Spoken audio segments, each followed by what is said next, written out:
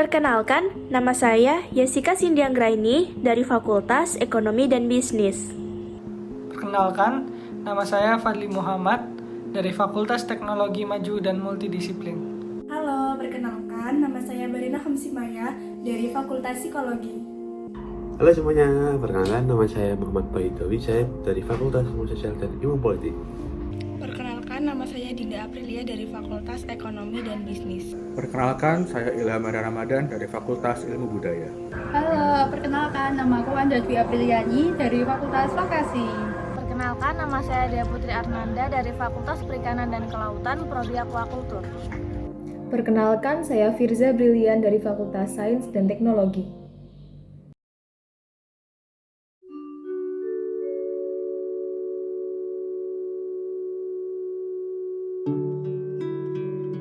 Pantai Kenjeran adalah satu-satunya pantai yang berada di kota Surabaya dan merupakan tempat wisata favorit khususnya warga Surabaya. Pantai Kenjeran memiliki pemandangan yang indah. Kita dapat melihat jembatan Suramadu yang membentang dari Pulau Jawa hingga Pulau Madura. Pantai Kenjeran ramai dikunjungi saat hari libur oleh warga Surabaya dan sekitarnya. Namun sayangnya, masih banyak sampah yang berserakan di area wisatawan berkunjung maupun di daerah pesisir pantai.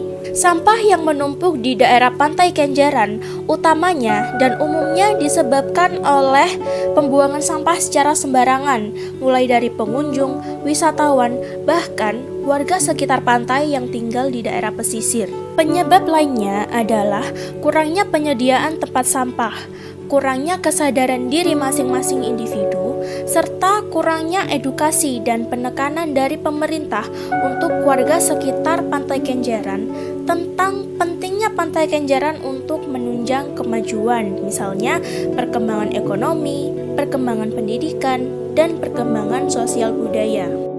Dalam peringatan World Clean Up Day 2022, Dinas Lingkungan Hidup melakukan kerja bakti membersihkan sampah di kawasan Pantai Kenjeran pada Minggu 25 September 2022. Kegiatan tersebut melibatkan 1.000 orang peserta yang dibagi dalam 4 zona di kawasan wisata Pantai Kenjeran.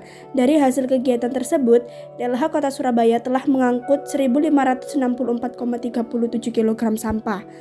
Kemudian ada pada saat kerja bakti peringatan HUT RI. Dalam rangka menyambut hari ulang tahun ke-74 Republik Indonesia, Wali Kota Surabaya Tri Risma hari ini menggelar kerja bakti bersama ribuan warga.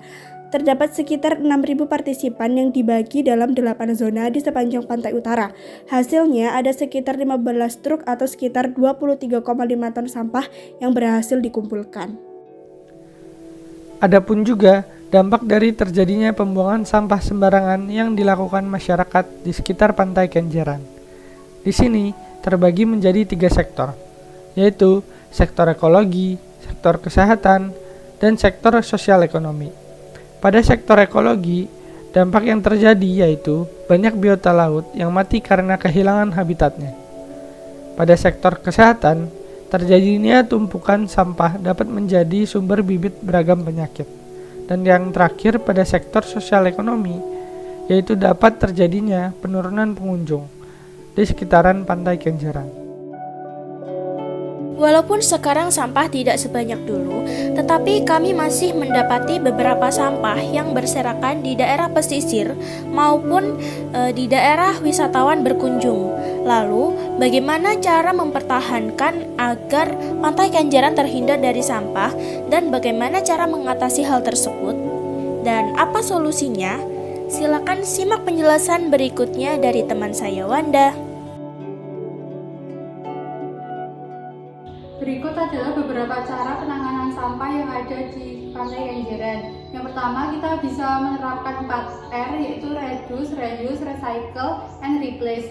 Reduce yaitu mengurangi sampah, yang mana kita bisa ambil contoh yaitu kita bisa mengganti botol minum plastik menjadi botol minum tumbler. Kedua yaitu reuse, kita bisa menggunakan kembali produk-produk yang sudah kita pakai. Contohnya yaitu botol plastik yang sudah kita pakai bisa kita jadikan sebagai pot tanaman.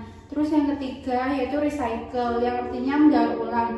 Contohnya tuh kayak Botol minum yang sudah kita pakai bisa kita jadikan sebagai aksesoris, contohnya tas, terus gantungan kunci. Yang keempat yaitu replace. Kita bisa menggunakan barang-barang yang lebih ramah lingkungan. Contohnya saja kita menggunakan tisu. Nah, tisu itu kita bisa ganti dengan sapu tangan. Terus juga tas kantong kresek itu kita bisa ganti pakai tote bag.